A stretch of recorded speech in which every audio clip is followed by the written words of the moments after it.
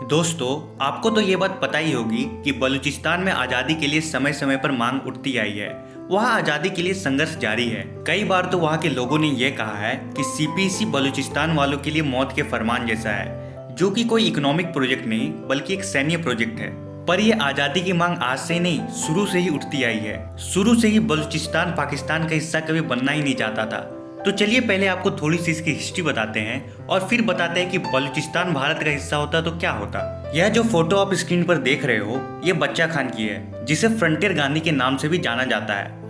भारत की आज़ादी से पहले बच्चा खान इंडियन नेशनल कांग्रेस के मेंबर थे, जिन्होंने पार्टीशन के समय यह कहा था कि आपने हमें भेड़ियों के साथ फेंक दिया है। अब वो इस लाइन से क्या कहना चाहते थे, ये जैसे जैसे आप वीडियो में आगे बढ़ोगे आपको समझ आ जाएगा। बलूचिस्तान जो कि अभी पाकिस्तान का हिस्सा है, पता नहीं फ्यूचर में रहेगा या नहीं, पर अभी है। तो उसी बलूचिस्तान के रीजन में पार्टीशन के वक्त 4 रजवाड़े थे, कालात, लासबेला, खरान और मकरान। इन चारों राज्यों में से कालात का खान पाकिस्तान में शामिल होने के लिए राजी नहीं था। इनकी पहली पसंद थी इनके राज्य को आज़ाद रखना और दूसरी पसंद थी भारत के साथ जुड़ जाना, लेकिन पाकिस्तान के साथ जुड़ने में उसे बिल्कुल भी कोई इंटरेस्ट नहीं था। वीपी मेनन ने प्रेस में एक रिपोर्ट दिया था, जिस रिपोर्ट को प्रचारित किया गया था कि secretary and ministry of states ने कहा था कि कालात के खान ने भारत के साथ जुड़ने के लिए भारत पर दबाव डाला था, पर भारत का इससे कोई लेना देना नहीं। यहाँ तक कि यह भी अफवाह आई थी कि कालात के खान अफगानिस्तान और ईरान के साथ सौदेबाजी के लिए तैयार थे, पर पाकिस्तान के साथ उन्हें नहीं जुड़ना था।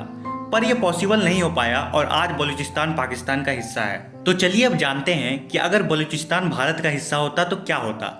तो इससे भारत को ज्योग्राफिकली प्रॉफिट भी होता और लॉस भी होता।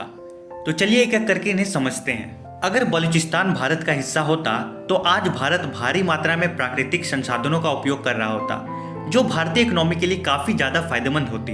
बिल्कुल पाकिस्तान की तरह जैसे पूर्वी पाकिस्तान था, जो कि आज बांग्लादेश हो गया है, वैसे ही भारत के पास उत्तर पश्चिम भारत होता और भारत को भी ऐसी कठिनाइयों का सामना करना पड़ता जैसे 1971 या 1971 के पहले पाकिस्तान ने कठिनाइयों का सामना किया था। भारत को बलूचिस्तान में अपना सैन्य सेंटर बनाना पड़ता और इसे पाकिस्तान से बचाने के लिए यूज किया जाता।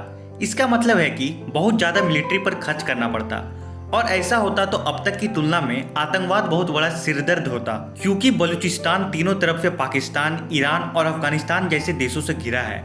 यहाँ तक कि बलूचिस्तान की स्थिति कश्मीर से भी खराब हो जाती। चाइना का इंपोर्ट एक्सपोर्ट का खर्च बहुत ज्यादा होता, क्योंकि बलूचिस्तान अगर भारत के पास होता तो चाइना को ग्वादर पोर्ट लीज पर कभी नहीं मिलता, जिससे सीपीसी कभी नहीं बनती, जिससे चाइना को एशिया अफ्रीका जैसे देशों के साथ ट्रेड करने के लिए काफी ज्यादा खर्च करना होता। बलोच के लोगों की लाइफ आज की तुलना में काफी ज्यादा अच्छी होती। तो आज के लिए बस इतना ही, मिलता है अगले वीडियो में। जय हिंद।